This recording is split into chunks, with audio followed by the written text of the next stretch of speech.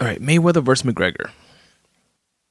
I thought it was a very entertaining fight that absolutely lived up to its hype in terms of sales, in terms of that entertainment value. It eclipsed the previous number one pay-per-view event, boxing event ever, which was Pacquiao versus Mayweather. Actually, I just paused the recording while I was saying that because, I caught myself that I haven't recently checked the numbers in terms of, the pay-per-views and sales and shit like that for the fight, because the official numbers aren't out yet. I think they come out, according to what I just checked and read, sometime this week. But I've been reading all along, and obviously the hype leading up to the fight and even after the fight, that the pay-per-view sales were going to crush the previous record, number one record for pay-per-view buys, which was set by Mayweather versus Pacquiao at 4.6 million pay-per-view buys. And even after the event, Dana White was quoted saying that they're trending or getting close to hitting 4.9 million sales, etc., etc. But it takes time for those numbers apparently to trickle in. I don't know how that shit works, but the official numbers are not out yet. A close source to Showtime and the UFC, from what I just read now, which I just caught myself because I just had in my head that it definitely surpassed the number one fight of all time, but apparently it did not. So according to this source close to Showtime and the UFC, the sales neared the number one, the 4.6 million set by Mayweather Pacquiao at 4.4 million for the Mayweather McGregor fight. Now, what I couldn't get clear on is it says 4.4 million domestic buys within the U.S. for the Mayweather fight, for the Mayweather McGregor fight, and then for the Pacquiao it says 4.6 buys. So I'm not sure if the 4.6 factors in both domestic and international, and then if that's the case, then it will surpass the number one. But I don't think so, because the article said something to the effect of the Mayweather McGregor money fight is falling just short of the number one spot of pay-per-view buys, etc., etc. But we'll see when the actual official word on that comes out. It's still sick regardless, taking the number two spot. And something very interesting, though. There's another article, but and it's according to a piracy tracking firm called TechCipio, TechCipio. And they track illegal downloads and streams and stuff like that. And the fight was illegally streamed 2.6 where is that? 2.93 million times. So that's almost another 3 million. So definitely with that, obviously would have broken the records. But streaming is at a point now, illegal streaming of live events is at a point now where it wasn't, obviously, with the Pacquiao fight. But whatever, I'm not making excuses for it. It obviously didn't win the number one pay-per-view buys, but that is something very interesting to factor in. And aside from the 2.93 million illegal streams, there was another 500,000 downloads afterwards. So about 3.5 million illegal streams and downloads of this fight, which is fucking sick in and of itself. Now, I thought that Conor did great, and I'll get into the details of that in a bit. And Mayweather, of course, did masterfully like he always does. Now, I was very hesitantly, but sipping the Conor Kool-Aid a little bit with the whole narrative that if he catches Floyd within the first couple rounds, that he would knock Floyd out.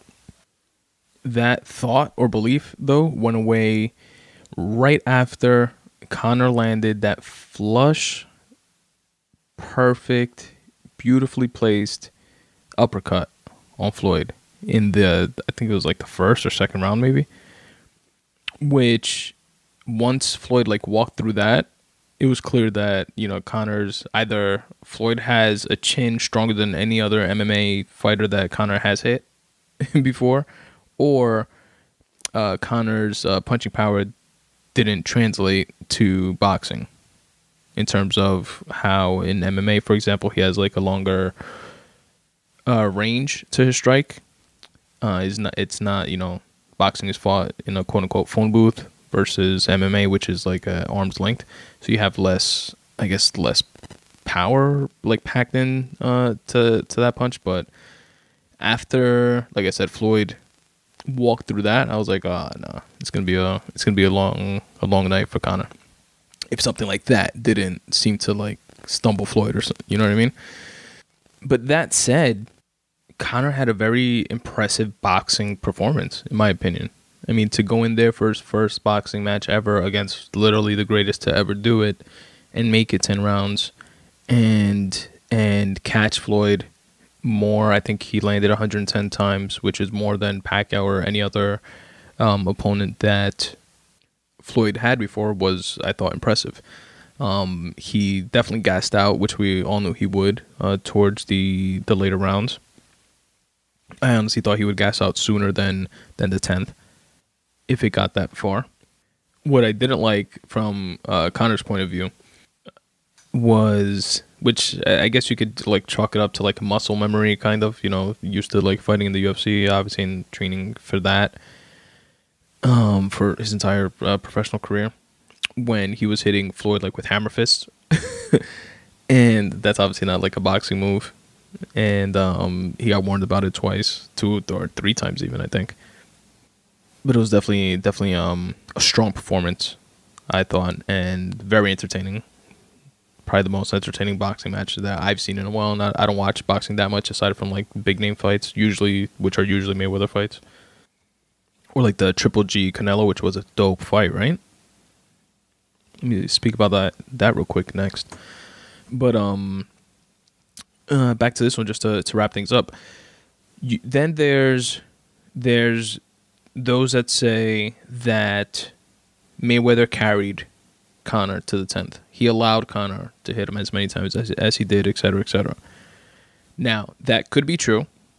I wouldn't know. The only one that would know that would be Mayweather, and to a lesser extent Conor.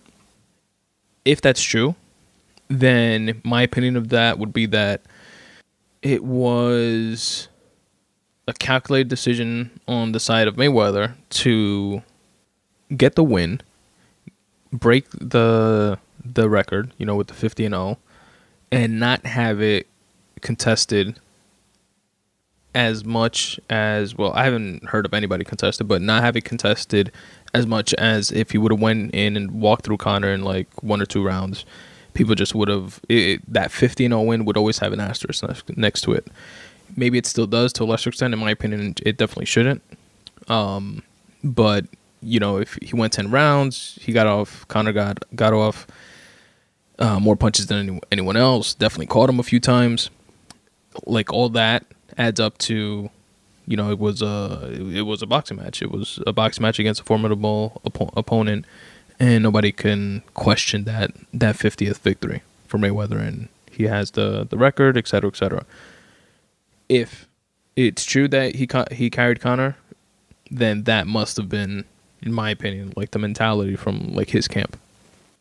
Now, that said, regardless of if that's true or not, in my opinion, what's the right way to say this?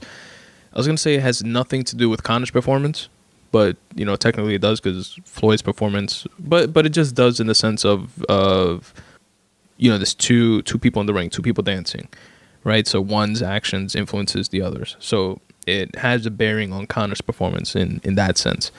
But regardless, Mayweather went in with a specific game plan, like every fighter does, whether MMA or boxing. You have a game plan on how to defeat your opponent. If you make that tactical choice, that conscious decision to go in there and let a fighter gas out, quote unquote, carry him, until the later rounds so that he gasses out and then make your move then. That's a choice that, it's not something that Mayweather invented. People do that all the time in both sports. And when a fighter wins or loses in either MMA or boxing, and, if it's not like a freak, not accident, but like slip up, or, if they don't get like caught with something unexpected, it's usually their comments, in the post-fight interviews usually have something to do with the game plan. Our game plan for this fight was to start off aggressive and try to take them down to the ground, or, huddle them up against the ropes, hit the body, make them winded, whatever. They have a game plan, right? That's what they have a large camp for. They have coaches. They have different types of coaches and they themselves watch video on their opponents and analyze and try to piece together their actions based on common reoccurring muscle memory habits that their opponent has. Like, when they throw their left jab, notice that the right hand always they drop it a little bit, so that'll open it up for you to throw a right hook. So what we have to train is every time you see that left jab coming, get ready to throw your right hook, like shit like that. So whatever, they had a game plan. So if that was their game plan, and fighters and coaches and camps live or die by the decisions of their game planning and their conditioning for fights, then that truth, if it is a truth, shouldn't have any more or less of a bearing on this fight than it does on any other. So that's what I don't like about the whole, oh yeah, but Conor only made it to the 10th and, hit him as many times as he did because Floyd let him. It's like, whatever Floyd was doing there was his choice. And he can't make Conor catch him. He didn't walk towards him with his hands down. And I'm sure more experienced, or not more experienced, anyone with an ounce of experience in boxing has more experience than I do. But just from a layman's point of view of watching the actual fight, I'm sure that someone with more experience can say, can point out the sweet science of boxing. Like, he feinted this way to make Conor throw the jab, which he intentionally absorbed and took to make the fight, look more competitive than it was, or whatever. Maybe there's deeper arguments like that I don't see. But at face value and from fact of the matter perspective, Conor hit him more than any other fighter has ever hit him, and had a more impressive showing than anyone thought he would have. At least, those that were criticizing him. Definitely a much less impressive showing than those diehard Conor fans that felt that, he would, without a doubt, 100% just knock Floyd out within, a round or two, like he does with most of his MMA opponents. And it was entertaining as fuck to watch. So hats off to those guys who made boatloads of money, and I'm very interested to see what the official pay-per-view numbers come back to be.